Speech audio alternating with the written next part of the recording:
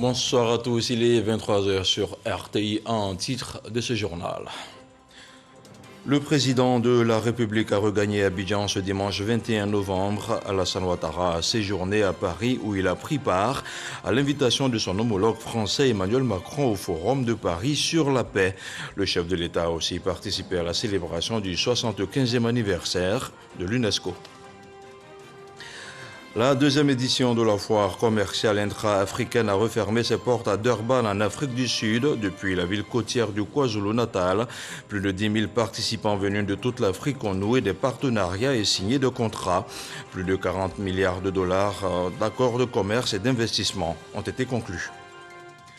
Et puis au Soudan, le Premier ministre Abdallah Hamdok, écarté lors du coup d'État militaire le 25 octobre dernier, a été rétabli dans ses fonctions ce dimanche.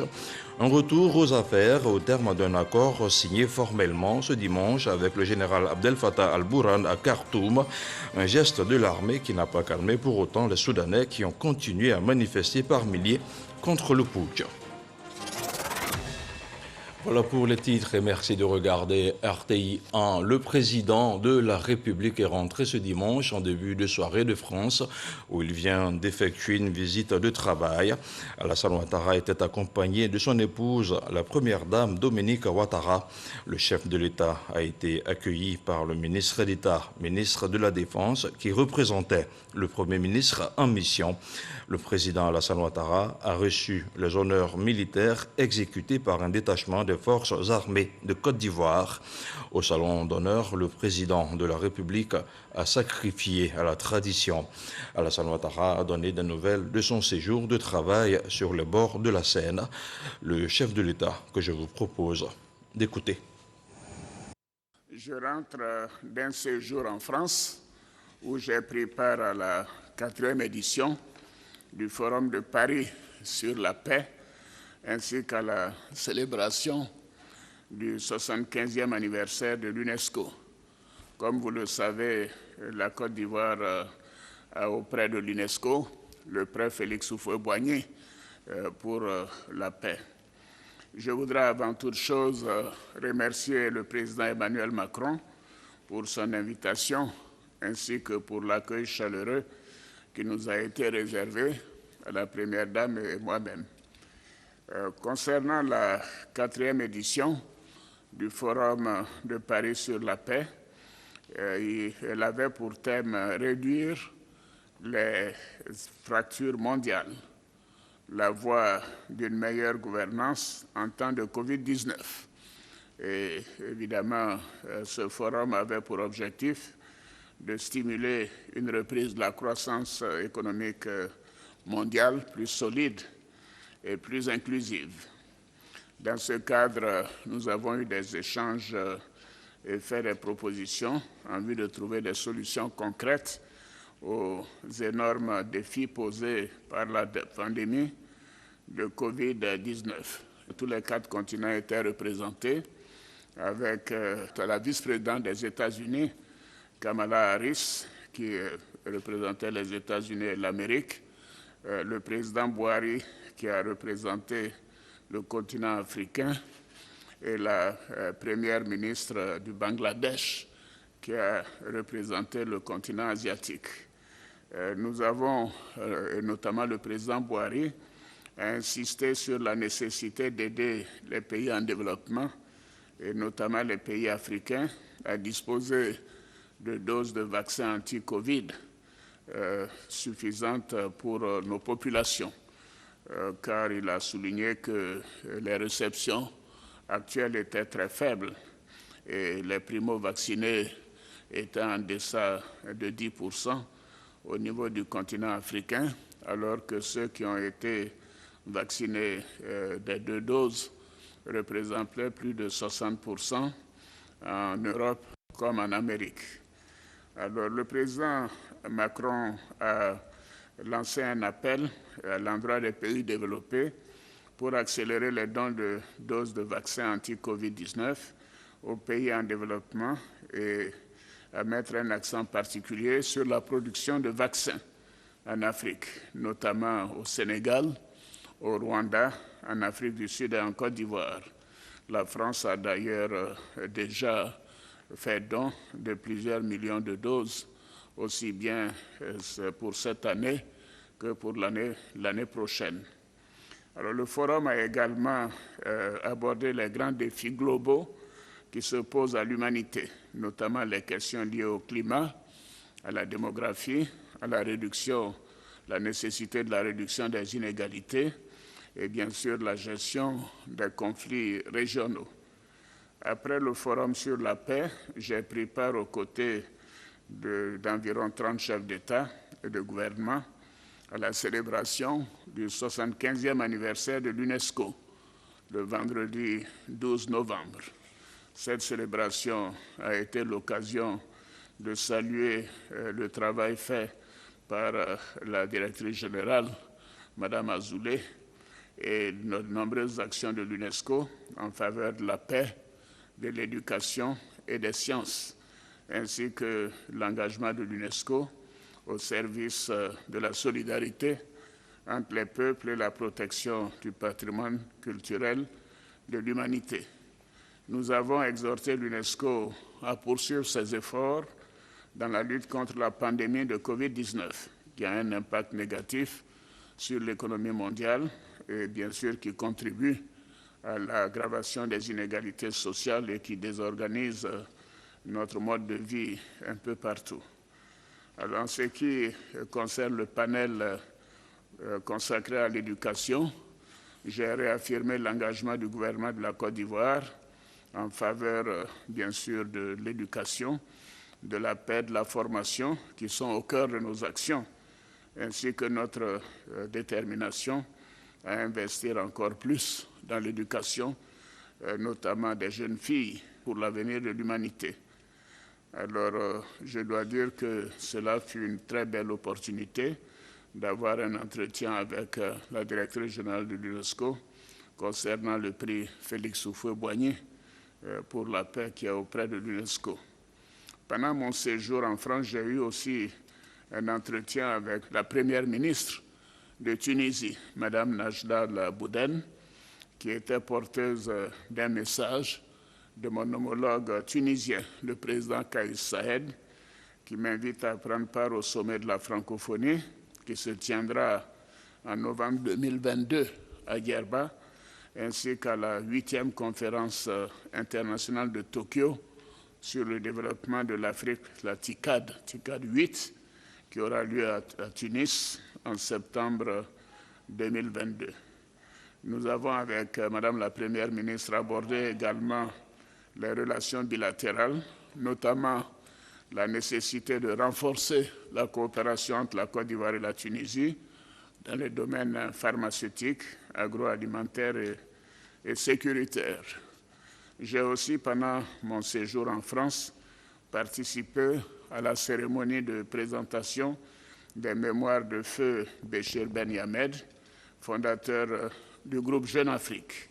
Il s'agit donc d'une autobiographie dans laquelle l'auteur porte un témoignage sur les indépendances des pays africains et dresse les portraits et les entretiens qu'il a eus avec de nombreux dirigeants du continent africain.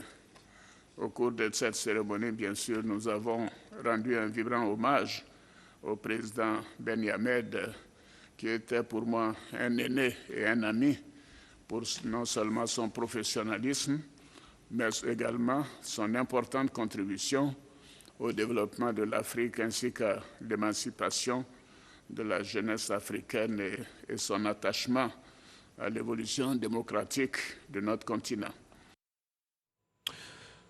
Un mot de défense à présent, la 41e session ordinaire du comité des chefs d'état-major de la CEDEAO est terminée.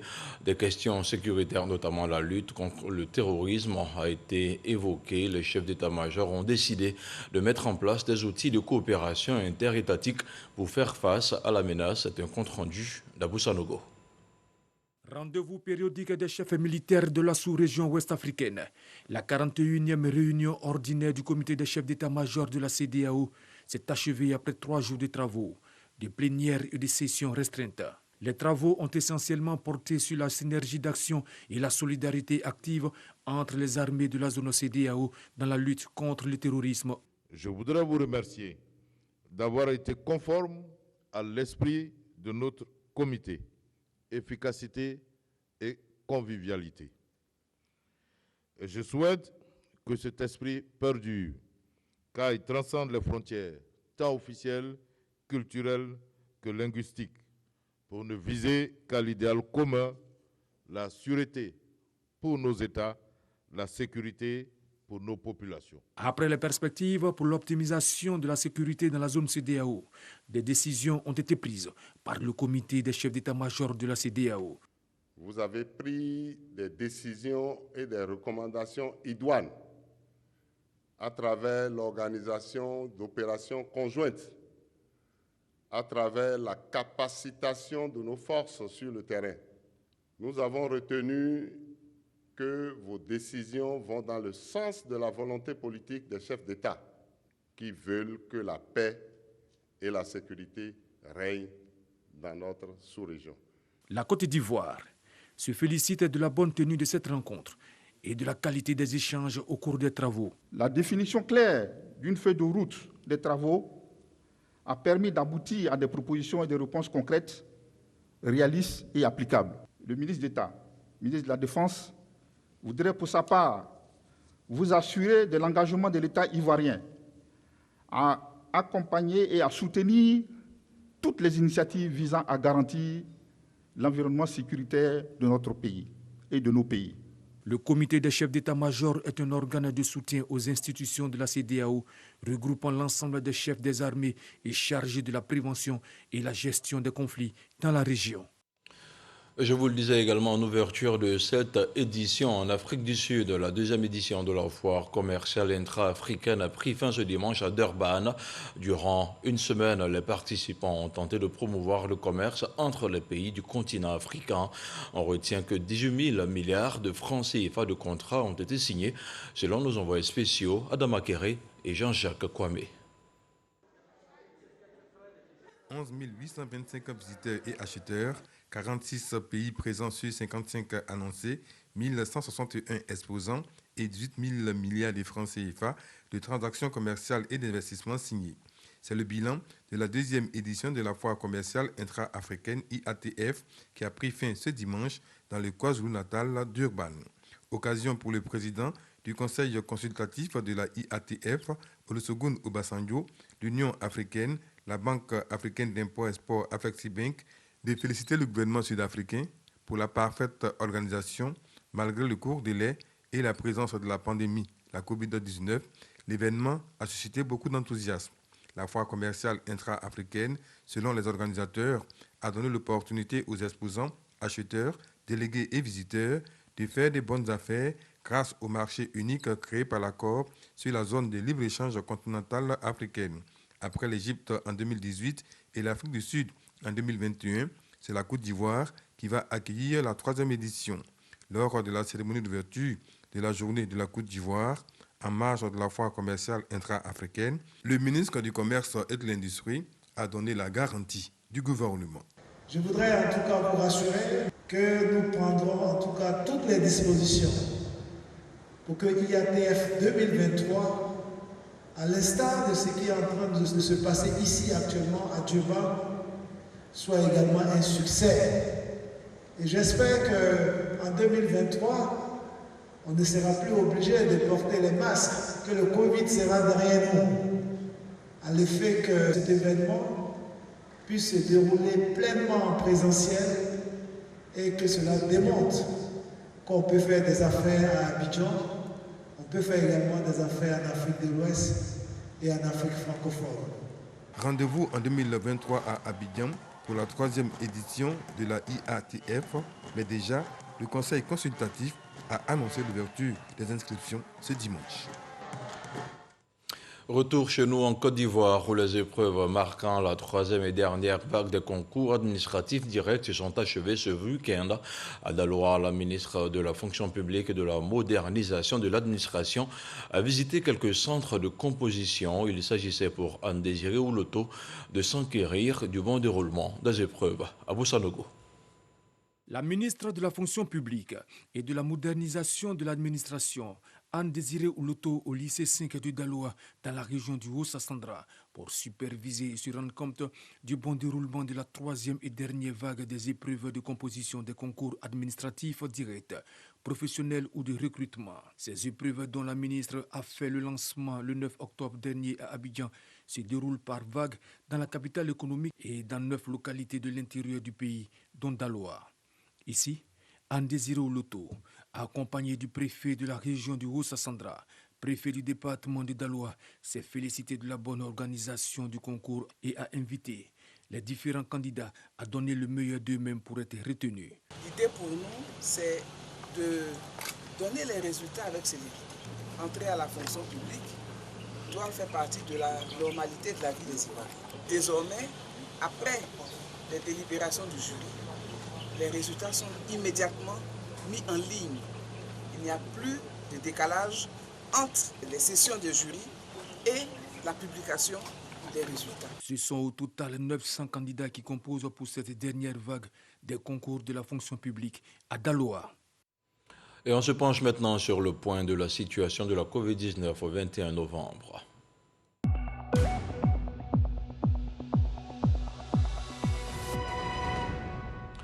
Le ministère de la Santé, de l'Hygiène publique et de la couverture maladie universelle a enregistré ce dimanche 21 novembre 2021 14 nouveaux cas de Covid-19 sur 1906 échantillons prélevés, soit 0,7% de cas positifs, 18 guéris et 0 décès. À la date du 21 novembre, la Côte d'Ivoire compte donc 61 591 cas confirmés, dont 60 558 personnes guéries, 702 décès et 331 cas actifs. Le nombre total d'échantillons est d'1 135 713. Le 20 novembre, 36 628 doses de vaccins ont été administrées, soit un total de 4 133 535 doses du 1er mars au 20 novembre. Le ministre de la Santé, de l'Hygiène publique et de la couverture maladie universelle invite toutes les personnes de plus de 18 ans à se faire vacciner dans les centres dédiés. Il rappelle que la vaccination contre la Covid-19 est gratuite et volontaire. À Boundiali, la maison des chefs a été inaugurée à Kasséré, un hommage aux garants de nos us et coutumes. Les membres du gouvernement présents à cette occasion ont appelé la population à la paix et à la concorde pour maintenir l'essor du terroir. La correspondance de Kwadio Kwame. Kasséré, département de Kouto, canton Pagala, la maison des chefs, régulateur des rapports sociaux inaugurés. Je suis le 9e chef de canton du Pogala. Et si ça se fait à mon temps, moi je dis je suis fier et je suis content. Au nom du chef de canton de Korogo, son porte-parole, Koulibaly Diakaria, s'est réjouissant de cette maison des chefs d'arbitrage et de prévention des conflits, a appelé les chefs à être justes dans leur prise de décision tout en exhortant la population à respecter les garants des us et coutumes. Le député de la circonscription Koulibaly Fonona et le président de la mutuelle de Kasséré, Ouattara Mamadou, ont souhaité de l'eau potable dans les villages de Kasséré et le bitumage des lacs Kouto-Kasséré. Pour le ministre de la Communication, des Médias et de la Francophonie, cette rencontre sonne la mobilisation des forces vives à l'union et à la solidarité. Et si les chefs ont un endroit où ils peuvent se retrouver, un endroit qui peut matérialiser leur cohésion et leur union, quoi de plus normal d'étendre cet appel à la cohésion et à l'union à toute la population. La ministre Mariatou Kone, initiatrice de cette œuvre, a été félicitée pour sa contribution à la paix et à la cohésion sociale en Côte d'Ivoire. Le traditionnel arbre à palabre fait place à ces bâtiments flambant neufs, un hommage rendu aux chefs. C'est un endroit où les chefs vont se retrouver, où les chefs pourront entre eux fraterniser. Ici, ils pourront réfléchir au devenir de leur localité, au devenir de leur canton, cet endroit manquait. Le dernier village de Kasséré connecté au réseau électrique national, hommage et reconnaissance au président de la République pour ses actions de développement en Côte d'Ivoire. On parle maintenant de culture. Dans la région du Sud Comoé, le festival Agnitsié sera cette année à sa 4e édition. C'est la date du 4 au 19 décembre prochain qui a été choisie et il se déroulera dans la ville d'Aboisseau. L'annonce a été faite par son commissaire général, le président du conseil régional, le docteur Eugène Akaawele, qui a dévoilé les grandes lignes du festival face à la presse. On regarde le compte-rendu de Franck Quadio.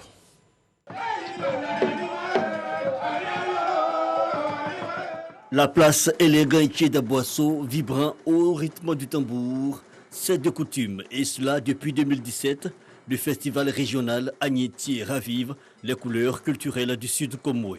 L'édition 2021, la 4e, aura lieu du 4 au 19 décembre 2021. Cette année, c'est le samedi de démontrer avec force et majesté ce qu'il est, comme l'ont fait les autres peuples passés avant lui.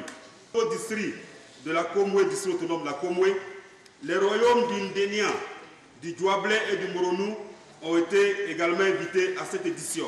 Un festival fédérateur donc, qui selon le comité d'organisation revitalise les pas posés par les autres élans festifs locaux tels la Bissa, la Bada ou même le Popo. Pour cette édition, le thème retenu est le Sud Comoé à l'assaut de la Covid-19, impact géoéconomique et stratégie locale de résilience, un thème qui sera disséqué au cours d'un colloque scientifique.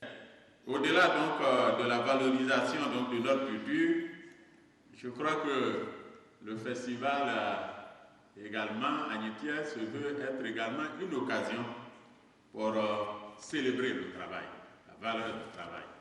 Cette cérémonie sera l'occasion de rappeler aujourd'hui, ce qui constitue aujourd'hui d'ailleurs le programme majeur de votre conseil régional, nous allons rappeler et nous allons mettre en valeur notre programme d'insertion socio-professionnelle.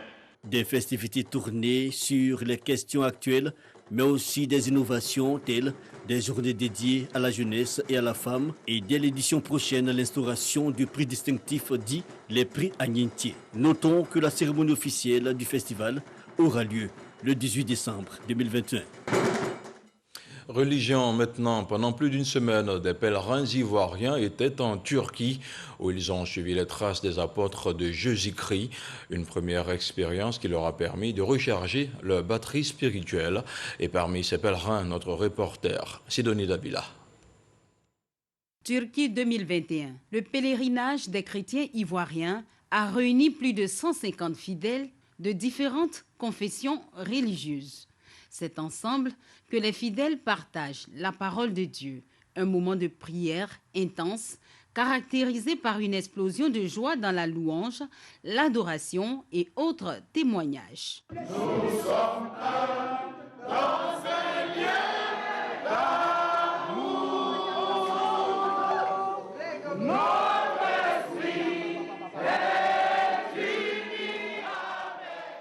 Nous tous, nous nous sommes réunis ici et nous avons prié pour que notre pays aussi retrouve cette paix tant désirée. C'est à travers la Direction générale des cultes, grâce au gouvernement ivoirien, que la destination Turquie pour le pèlerinage des chrétiens s'est concrétisée. Pour cette première édition, les enfants de Dieu n'ont pas boudé leur plaisir spirituel.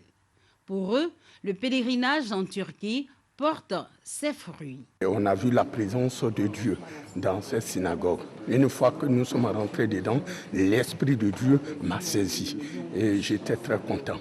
Ce voyage qui nous est offert par l'État de Côte d'Ivoire, dirigé par son Excellence Alassane Ouattara, est une opportunité. Nous sommes vraiment très touchés, très bénis et nous repartons encore plus, je peux le dire, motivés pour prier pour notre pays afin que notre pays puisse atteindre la dimension de ces pays développés. Quand tu viens, ça te permet de connaître beaucoup de choses. Tu lis la Bible, mais au moins il faut vivre ce qui est dans la Bible. Ce qui m'a beaucoup marqué pendant ce pèlerinage, c'est la ville d'Éphèse. L'organisation qu'il y avait à cette époque m'a beaucoup impressionné. La satisfaction des pèlerins est aussi celle des organisateurs. Je remercie encore le chef de l'État qui met les moyens à disposition de l'Église de Côte d'Ivoire. Je remercie les autorités de la Direction générale des cultes et puis les leaders ecclésiastiques qui ont apporté leur soutien. La plupart de toutes les fédérations ont adhéré au projet. Toujours avec le soutien des autorités ivoiriennes et la Direction générale des cultes, les organisateurs entendent aller plus loin après la Turquie pour d'autres défis spirituels. Coopération à présent, la Côte d'Ivoire, sinon la Corée du Sud, vient d'offrir 6 véhicules d'une valeur de 100 millions de francs CFA à la Côte d'Ivoire. Le don destiné au ministère des Affaires étrangères, de l'intégration africaine et de la diaspora a été réceptionné par la ministre Kandia Camara. La chef de la diplomatie ivoirienne a salué l'expression de la bonne santé des relations de coopération entre Yamoussoukro et Séoul. La coopération entre la Côte d'Ivoire et la Suisse était au cœur du magazine du dimanche de RTI 1. Anne Lugon-Moulin a abordé ces décennies de relations entre la nation helvétique et notre pays. Voici un extrait de son échange. C'était avec Hamza Diaby. Ces relations sont excellentes, elles ne cessent de se renforcer. Le reportage l'a montré, on avait déjà il y a quelques décennies signé une série d'accords. Cette année, on a eu beaucoup de moments forts au plan diplomatique. Il y a eu une rencontre entre la ministre d'État, Affaires étrangères et de la diaspora, Madame Camara, avec son Excellence Madame Camara, avec notre ministre des Affaires étrangères à New York. On aura d'autres visites en Suisse d'ici la fin de l'année. Au plan économique, des ouvertures d'usines de très gros investisseurs suisses, de grandes multinationales. Au plan culturel, on a organisé un festival de films ivoiro-suisses cet été en mettant en lumière des talents ivoiriens, d'ailleurs, qui ont gagné des prix en Suisse. Et puis enfin, au plan scientifique, on a ici le Centre suisse de recherche scientifique depuis 1951, donc qui fête 70 ans cette année. Et on a donc fêté dignement avec un colloque international ouvert par le ministre de l'Enseignement et de la Recherche supérieure. Donc ça montre la diversité des relations qui ne cessent de s'accroître au fil des ans. On compte une quarantaine d'entreprises, la plupart des grosses entreprises qui ont leur siège en Suisse, mais qui représentent au niveau mondial et cotées en bourse, dans différents secteurs d'économie, la construction, l'industrie des machines, l'industrie pharmaceutique, les services, les start-up, la réassurance. Donc on a vraiment une grande variété et ça reflète d'ailleurs le tissu économique suisse. On est dans les 5 premiers investisseurs dans le pays en créant des milliers d'emplois chaque année. Alors la balance commerciale d'échange entre nos deux pays est excédentaire en faveur de la Côte d'Ivoire. Donc on importe beaucoup plus de produits ivoiriens que l'inverse. Et c'est essentiellement des matières premières et des produits comme le cacao, la noix de cajou et les métaux précieux. Et puis dans l'actualité hors de chez nous au Soudan, le Premier ministre Abdallah Hamdok n'est plus assigné à résidence. Mieux, il a retrouvé ses fonctions. Après un accord conclu avec le général Abdel Fattah al-Burhan, et dans la rue, la mobilisation n'a pas faibli. Les Soudanais ont continué de marcher pour dénoncer un accord aux contours non clairement définis. Et sans transition, on regarde maintenant le tour de l'actualité en 7 jours dans le monde. C'est le 7 sur 7.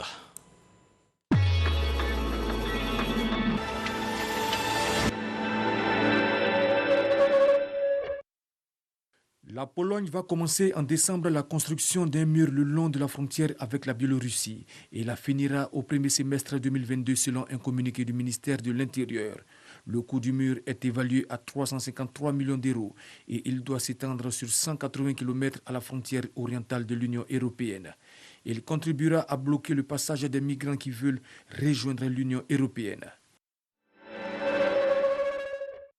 Des centaines de manifestants ont pris d'assaut la place de la nation de Ouagadougou. Ils exigent la démission du président Roch Marc Christian Kabouré. Ces rassemblements sont survenus au lendemain d'une attaque djihadiste contre un détachement militaire dans le nord du pays, ayant fait au moins 32 morts. 10 personnes ont été tuées mercredi dans la répression des manifestations contre le coup d'État au Soudan, dont 7 dans la seule banlieue nord de Khartoum, selon un syndicat de médecins pro-démocratie.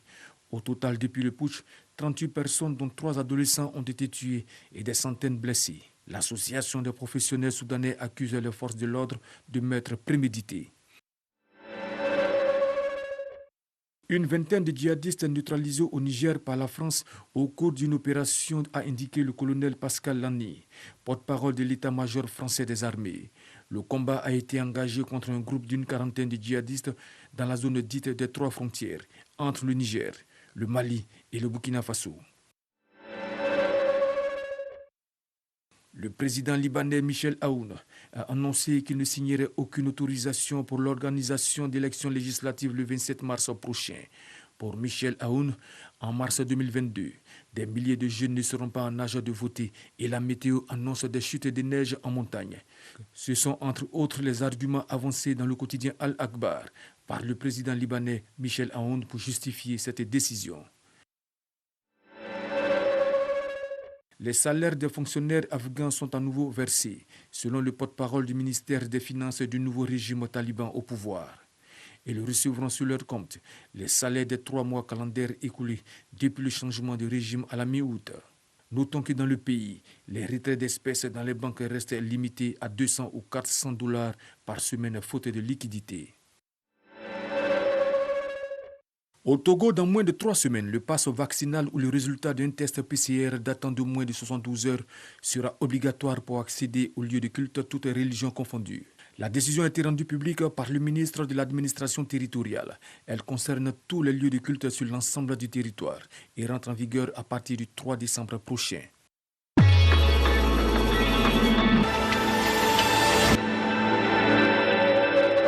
Le 7 sur 7 était commenté par Aboussa Nogoye. On termine cette édition avec ce rappel. Le président de la République est rentré ce dimanche en début de soirée de France où il vient d'effectuer une visite de travail. Alassane Ouattara était accompagné de son épouse, la première dame Dominique Ouattara. Le chef de l'État a été accueilli par le ministre d'État, ministre de la Défense, qui représentait le Premier ministre Patrick Achi en mission. Le président de la République, Alassane Ouattara, a reçu les honneurs militaires exécutés par un détachement des forces armées de Côte d'Ivoire. Au salon d'honneur, le président Alassane Ouattara a sacrifié à la tradition. Il a donné des nouvelles de son séjour de travail sur les bords de la Seine.